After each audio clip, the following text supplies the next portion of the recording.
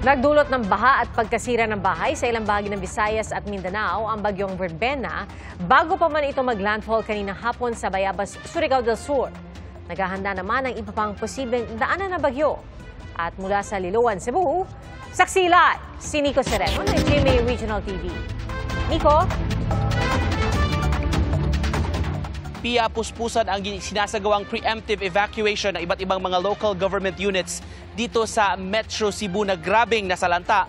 Bunsod ito ng posibleng epekto ng bagyong Verbena.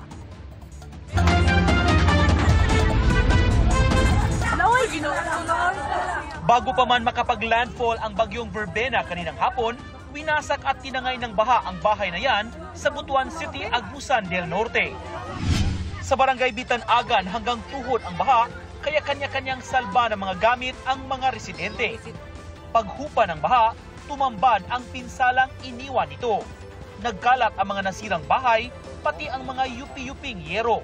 Kung gidawat na lang yun ako, sir, at least na butang raman, makita raman siguro, pero pasalamat lang po ko kaya ang ako mga kadugo, walay mga kinabuhi nga nakalas. Ayon sa punong barangay, lumikas sa lumang barangay hall at elementary school ang mga apektadong residente. Nagbigay na rin daw sila ng paunang tulong tulad ng bigas at makakain. Sa Cagdianao, humahampas ang malakas na hangin. Sa bayan ng Bayabas sa Surigao del Sur, kung saan naglandfall ang bagyo kaninang hapon, nagpulong na rin ang Bayabas LGU, MDRRMC at mga chairman ng mga barangay. Sa El Salvador City, Misamis Oriental, halos mag-zero visibility kaninang umaga dahil sa ulan. 22 lungsod sa probinsya ang nagdeklara ng suspensyon ng klase. Lubog naman sa baha ang sakahang ito sa Gihulngan City, Negros Oriental. Umapaw naman ang Bateria River, kaya pinasok ng tubig ang ilang bahay sa barangay Poblasyon. Agad inilikas ang mga residenteng nakatira roon. Dahil sa lakas ng ulan, suspendido ang biyahe ng mga sasakyang pandagat sa buong Negros Island region. Halos mag-zero visibility sa ilang bahagi ng Giwan, Eastern Samar dahil sa lakas ng ulan. Mahigpit na nakabantay sa mga coastal barangay ang LGU. Sa Mandaue City, naghanda na ang lokal na pamahalaan at maagang nagsagawa ng preemptive evacuation para sa mga residente. Ang mga nakatira malapit sa ilog, kusa nang lumikas. Akong gikuyawan, ako rin pamilya. Oo. Luwas eh. Butang na ako sa luwas nga kan ba. Alag. Ako rin magkulit ng mga gamit ito. Maaga na rin pinalikas ang ilang taga Cebu City. At kung kinakailangan, ay magpapatupad daw sila ng forced evacuation.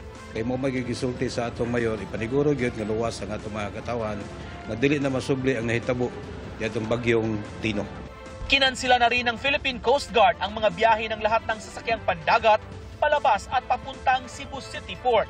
Sa tala ng PCG District, Central Visayas, stranded ang mahigit 400 pasahero. Iya dito sa bayan ng Liloan na isa rin sa nakaranas ng grabing epekto sa kasagsagan ng bagyong Tino. Hanggang sa mga oras na ito, patuloy ang pagdating ng ilang mga residente dito sa evacuation center na inaming may trauma pa silang naranasan nung bagyong Tino. Kaya't ngayon, gusto nila silang makasiguro at nilisan pansamantala ang kanilang mga bahay. Live mula dito sa Liloan, Cebu, ako si Nico Sereno ng GMA Regional TV, ang inyong saksi. Mga kapuso, maging una sa saksi. Mag-subscribe sa GMA Integrated News sa YouTube para sa iba't ibang balita.